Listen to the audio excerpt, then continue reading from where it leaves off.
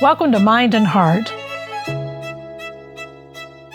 I'm Sister John Dominic, a foundress of the Dominican Sisters of Mary, Mother of the Eucharist. It has been my joy to have been involved in Catholic education for over 30 years.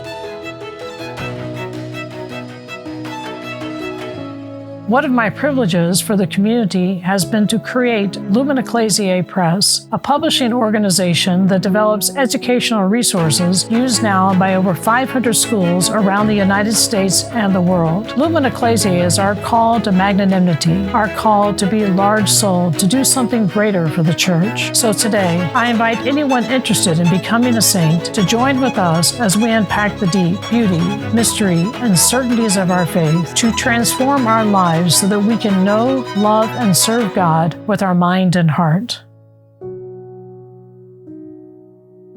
Welcome to Mind and Heart. And in this episode, we're going to continue our discussion with Dr. Karen Villa as we unpack our understanding of interpersonal neurobiology. Would that be the best way to describe what we've done? Yeah. And in our first episode, if you missed that, I would encourage you to go back and to watch that or listen to it as we gave meaning to different terms and defined the structure of the brain, an understanding of the mind, neuroplasticity, and really gave you just a nice overview so that you could continue to listen to these additional episodes and really to see the fascination and I just keep thinking to just God's amazing love for us that are we're not just kind of like stuck in a rut, that God is always, even we understand in our mind and our heart, He's always calling us back to Himself and in relationship, and that there's just this built-in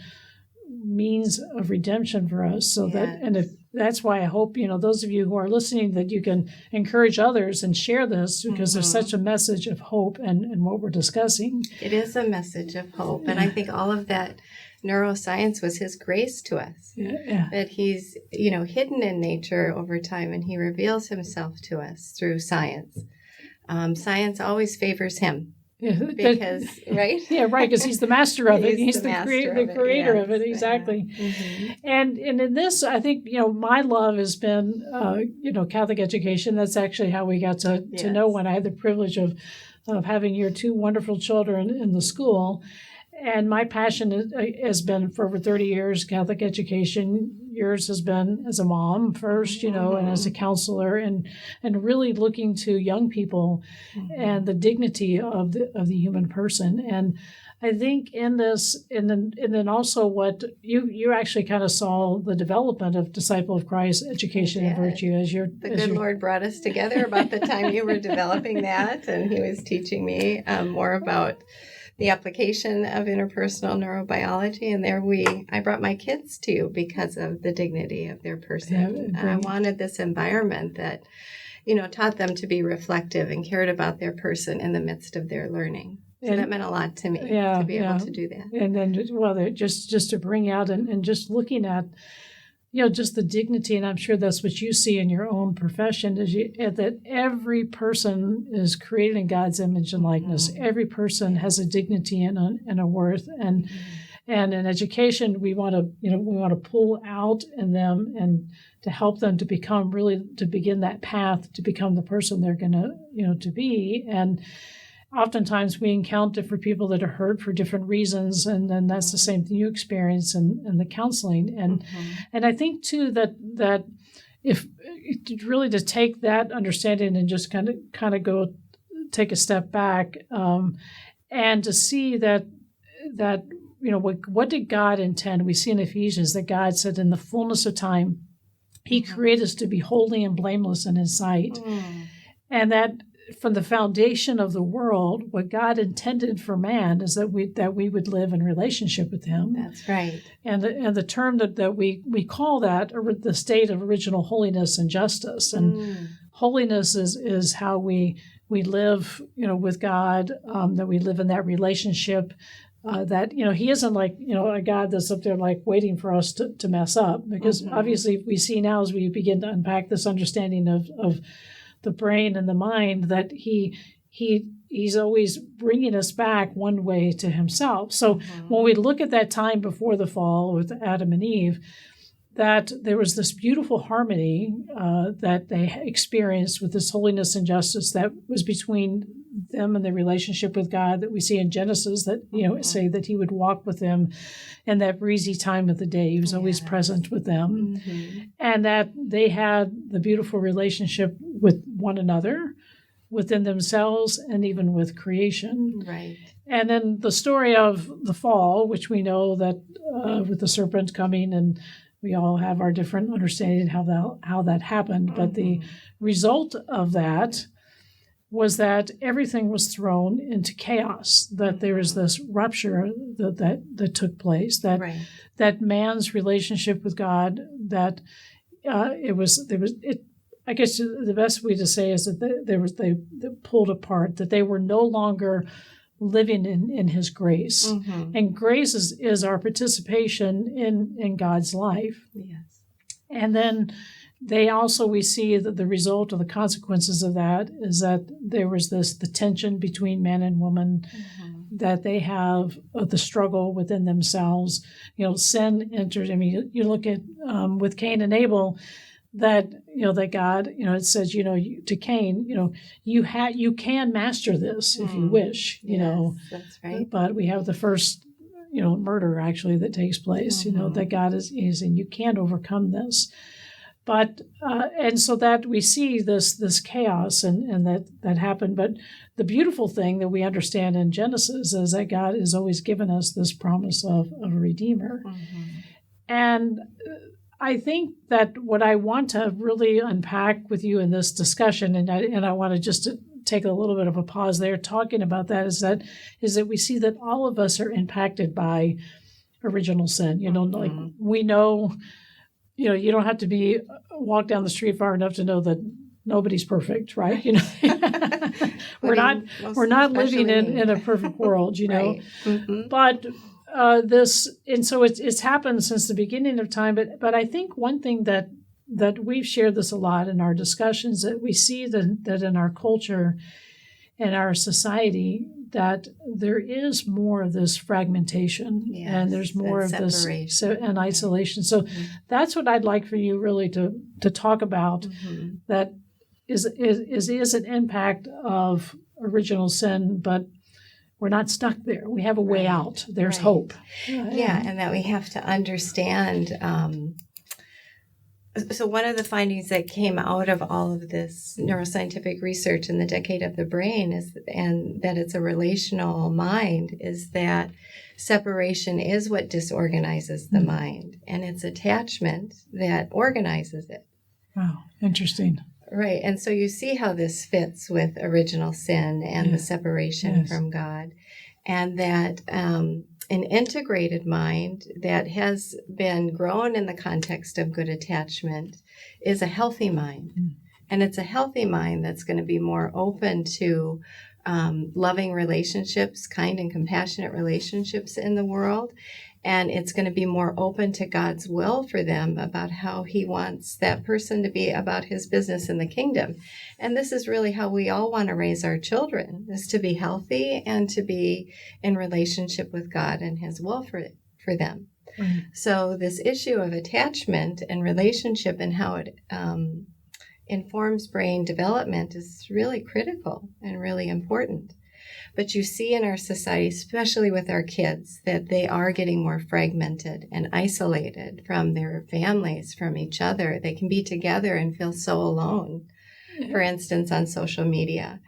And all of this focus on brain exclusively, I think, has led to actually poorer performance in school and more mental health issues. And that lacking of that integration and such, and I think that's where, we talk about this, and I learned this, in my experience in education, as I mentioned, like 30 years and 20 of that as being a principal, that I would focus a lot on, the intellectual, the physical, the spiritual dimension, and that I noticed that over time that, and also trying to get my teachers also to say, let's have some virtue education, but we didn't really have a framework for that. I see. And I think that's where this whole social part, this Yes. relational part, was not happening in an intentional purpose, and that we needed to bring that in, that language, that understanding of what virtue is. And I think that when we look on the science side of things, this development that Dr. Dan Siegel has when we talk about the yes brain, if you could offer us some understanding of what, are those who are listening, maybe we could do a little bit more defining of yes brain and what the no brain is in light of the social development, this isolation, this anxiety that we're starting to see. Right. And so we find that it's actually social and emotional intelligence that leads to better cognition. That was another big news finding that came out of the decade of the brain. And so one of the ways that Dr. Siegel translated this in one of his more recent books is giving these parenting tools to help parents create in their children a yes brain versus a no brain. So a yes brain child has good information and energy flow, meaning that they are open to their environment, they're curious, they're creative, and maybe most especially that they're resilient. So part of this original sin and separation from God is that we live with a lot of things like loss and pain and challenges that we need to be able to relate to well. We need to be able to kind of hold steady around them and turn to the Lord and be resilient. So he talks too about these parenting strategies and these parenting tools that build in resilience in addition to creativity and curiosity. Now, a no-brain child is somebody who's rigid or chaotic or reactive and fearful, and they can't engage in their environment in a curious and joyful way. So when we talked earlier about the upstairs and the downstairs type with the brain, and so in the downstairs, this is what you said, the impulsive and the reactive part of it. And so when we talk about the no brain, if that's all this child has experienced, it's all they experience, because with the yes brain, that it gives a little bit of a pause, and that's when I talk about with the virtue education and learning this vocabulary and getting this, because we talk about what's virtue. Virtue is this interior disposition to do what is good, the interior disposition to say yes, to do yes, and it forces these positive ways which we are creating, as you said, the neurons are going to go towards that. And so if we're creating this a more positive environment. So what we just discovered in the school is that the more we were using this language, the more a positive environment had done this. So he has a language that he uses. Maybe you could talk about that and kind of unpack balance and how this is all a part of, you could go through each of those. So just as kind of a background, he's coming from the perspective that stress breaks down synaptic connection. And so a stressful environment is going to break down synaptic connection, neurons connecting to one another, and is going to make a child more reactive. And a child who feels like they're not under threat, they're not feeling ashamed when they make a mistake, and they're feeling safe and in relationship with their school community, they're just going to learn better, and they're going to be more open to their learning. So the Virtue program really goes a good distance to not only creating that environment, but creating a language around how to foster and nurture these skills within a child. So in his Yes Brain book, and with that background, he talks about these 4 skills that we need to foster in our children. And amazingly, that these match the cardinal virtues, which is like... well, we know who the mastermind behind all of this is, but go ahead, let's talk about these. Yes. So I'll just name them all, and then we can go through them each individually if you like. Dr. Siegel likes to use acronyms, and so the acronym he uses for these 4 skills is BRIE. free cheese. Okay. Ooh, but it works. Sounds good, right? Yeah. Right. So the first one is balance. And this is the ability for a child to regulate their own mind and body. Okay. So that they are kind of in a balanced state and, again, receptive rather than reactive. The second one, and they do build on one another. Right. The second one is resilience. So can a child maintain that balance in the midst of dealing with challenges or disappointments? Or, life stresses that come up in their family or in their school? Can they kind of maintain that balance? That's the idea of resilience. Right. The next one is insight. So that's the I in the BRIE acronym. And insight is this ability to turn within yourself and have the subjective experience and come to know yourself within. So how do I feel about what I'm learning? What's my experience of this relationship I'm in with this other child next to me? Things like that, right. That they know their own desire and passions for things. This is being able to sit with a subjective experience and develop thoughts and ideas about it. So it's difference between, like, because in order to do that with insight, they need to be alone. But there's a difference between being alone and being isolated. Right. Mm-hmm. And it's it's so important for time, silence, and which when we talk about some of the strategies, we can talk about that. But I think that's, for those people, because sometimes you may see them by themselves, but they may be isolating themselves and putting themselves on an island, which is what we don't want. Right, because that's causing anxiety, more disorganization. Right. So I often find myself talking to people about a capacity for solitude, where they are alone, but they don't feel alone because they're in relationship with themselves.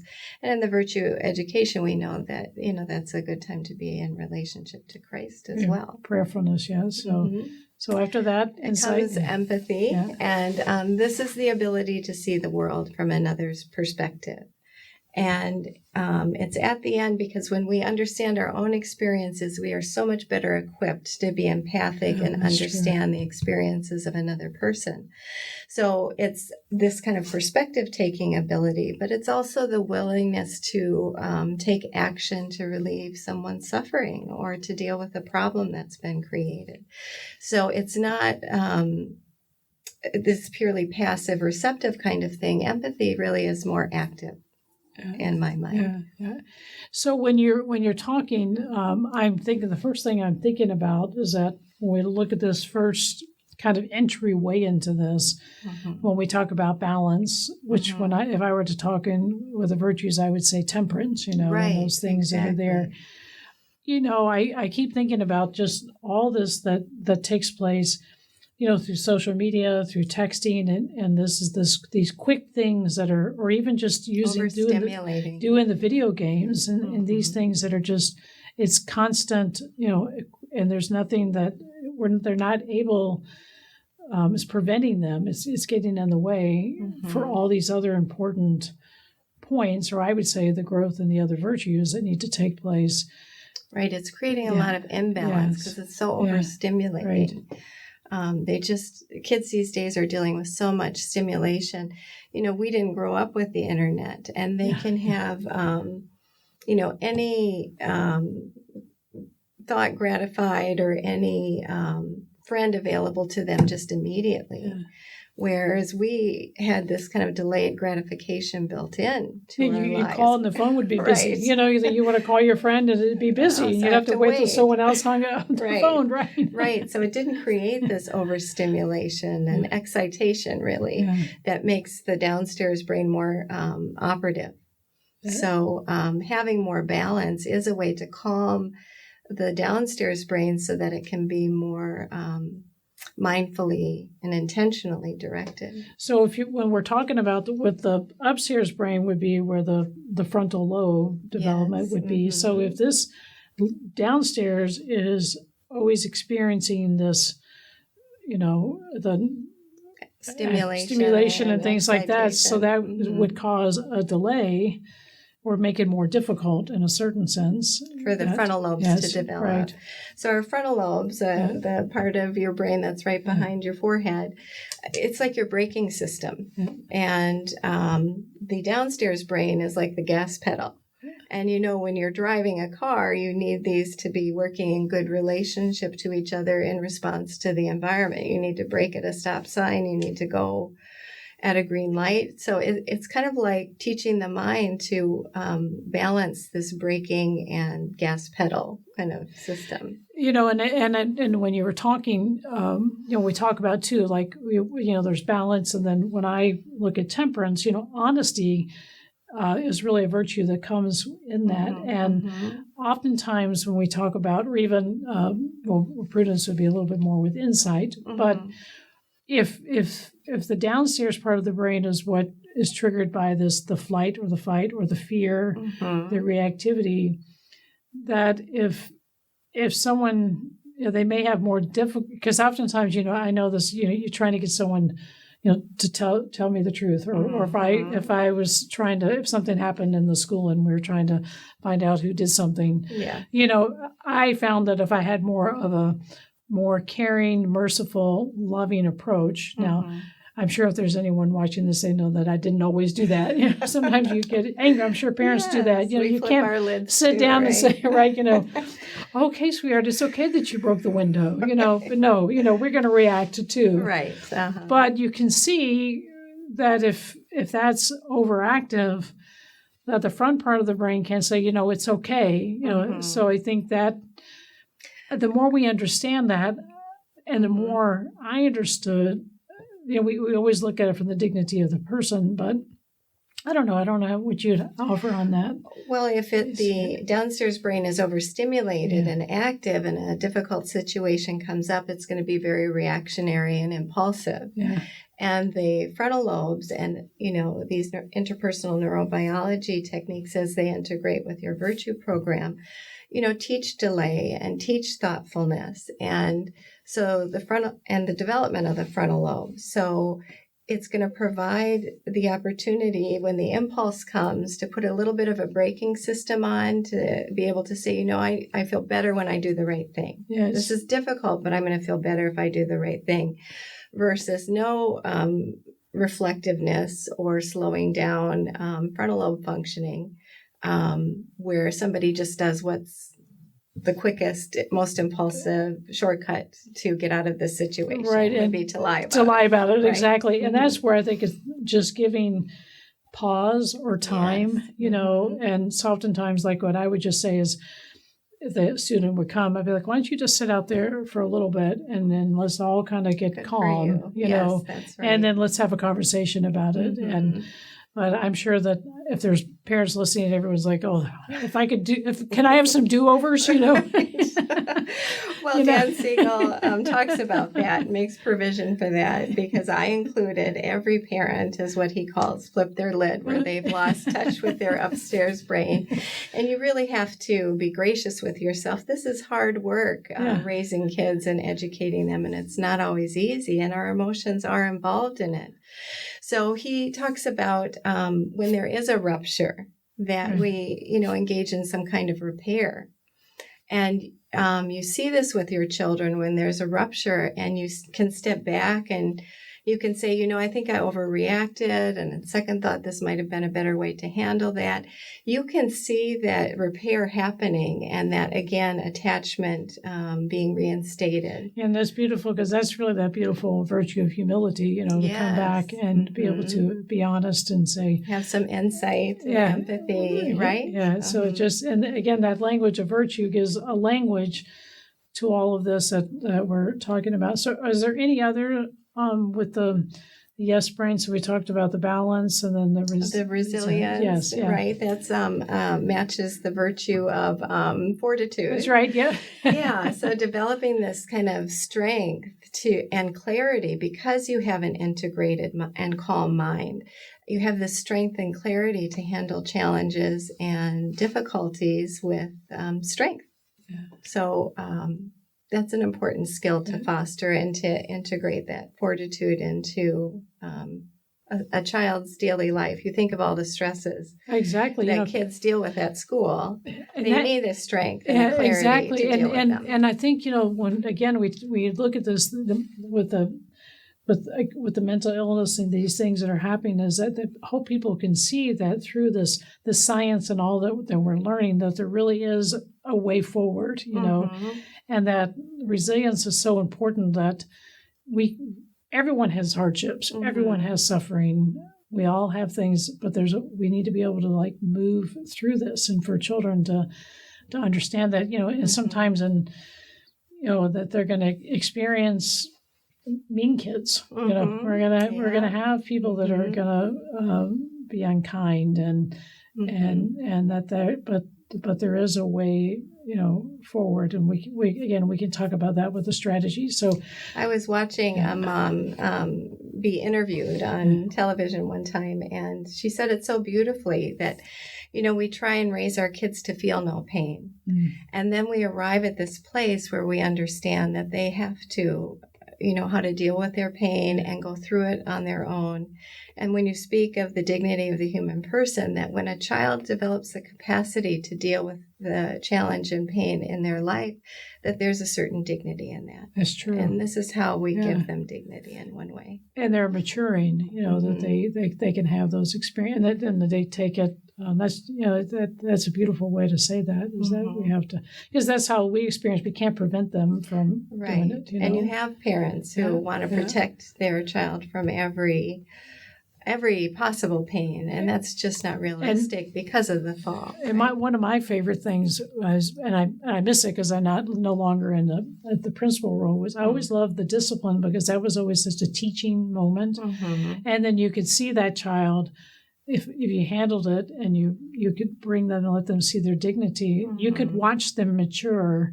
They may do it again, but maybe not as bad as they did the first time. But there's always that way. We can always bring them, let them experience that mercy, that which is so connected to the resilience. So the insight, I would connect that one with prudence, right reason and action.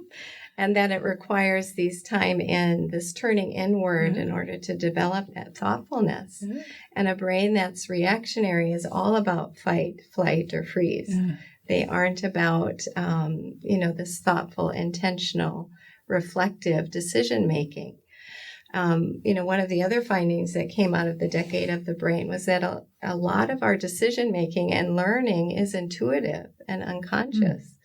So I'm sure you see this with when you're teaching, that students won't get it for a while, and then all of a sudden they'll have this aha moment. Right, this light bulb goes off. Yeah. Right, because the intuition has to function alongside, whatever concept or procedure that you're teaching them.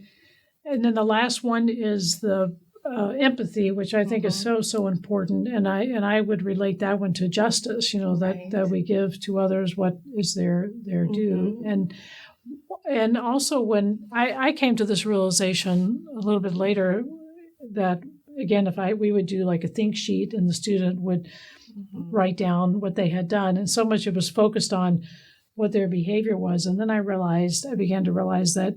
No, we also have to have them say, how did this behavior impact somebody else? Right. And I think sometimes, so often, again, when we're talking about behavior, we're not necessarily talking about sin, but sometimes with sin, we think, well, my sin's private. It doesn't have a social effect, but everything does. Everything does. And one way to think about sin in this framework is that it comes from reactivity. Oh, true. That's true. Right. So if we aren't engaging our higher cortical processing, and the best way to do that is to put these things into language, we're coming from this reactive stance, and we're doing things that we wouldn't do in our better judgment.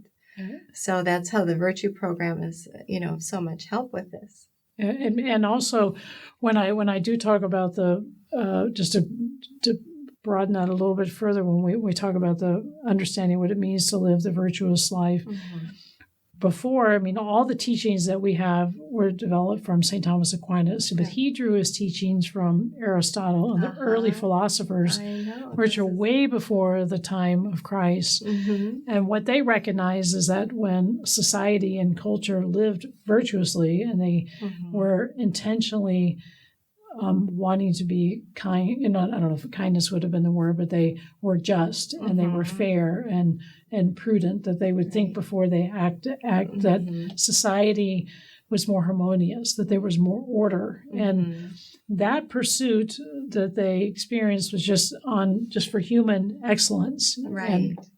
And for us as Christians, that when we're baptized, we experience that recreation into Christ. We've talked about the renewal of the mind that takes place, that we want to take on the mind of Christ. So when we're baptized, that we become an adopted son or daughter of God, and that he infuses us with the theological virtues. He infuses us with the gifts of the Holy Spirit, of his Spirit, because he wants to bring us back into this relationship with him, that we weren't meant to be stuck living in that original center, just like, that we are called to a life of perfection. But really, what that really means is really becoming who God's created us to be, that we all have a purpose, we all have gifts, we all have talents that we can contribute. And that to see here that our minds that the brain is structured in a way to help us move towards holiness, to help us move towards wholeness. Right, yes, that wholeness in Christ is very hopeful. It is so hopeful, right? And these interpersonal neurobiology strategies, and in the context of virtue, are really to lay out a developmental pathway to mental health. Yeah. So, we'll talk about the river of integration in our next episode, but integration is health. And when someone's not integrated, they're rigid or chaotic. And, we can tie a lot of mental struggles back to too much rigidity or too much chaos. So if you raise your children not to need you because you are turning them over to the Lord at one point for our children to be in relationship to him and be about his business in the kingdom, these principles become important. Yes, so that a child can function from a whole perspective and then decide how they're going to be about God's business in the world. Well, Karen, thank you so much. And I know that our listeners, you have to be intrigued. There's still more to come. That's right. And we're going to talk about the river of integration and to see how living with a healthy mind gives us a healthy heart so that we can become the person God's created us to be, that we can experience holiness because our eyes are fixed toward eternity. Right. We're looking to live in the household of God, and that's really where our destiny is to be with him forever in heaven. So thank you, Karen, and we'll be back together. Okay, very good.